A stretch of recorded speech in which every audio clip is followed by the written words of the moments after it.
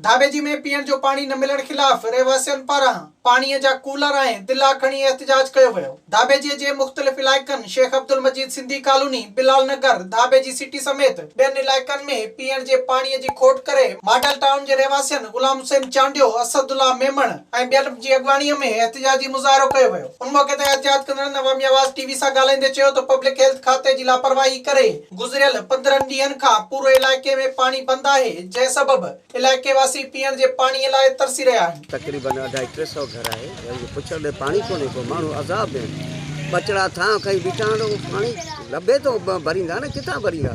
हिकु रमज़ान शरीफ़ आहे, असांजे डीसी ठटे के बि इतजा आहे, गवर्नमेंट वज़ीर आला सिंध के भी इतजा आहे त हिननि माण्हुनि खे हिदायत करे को हिननि ग़रीबनि खे पाणी जो टाइम टेबल ॾियनि त मिसकीन पाणी त पीअनि। पानी जो मसलो हल कर, असांजो पानी हले ई कोन थो।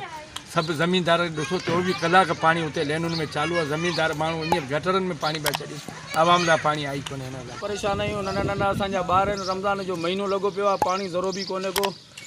सभु परेशान आहियूं, सॼो इलाइक़ो असांजो पाणी जे लाइ परेशान आहे। केॾीमहिल पाणी ज़रो खोलनि था त केॾीमहिल खोलनि ई कोन था।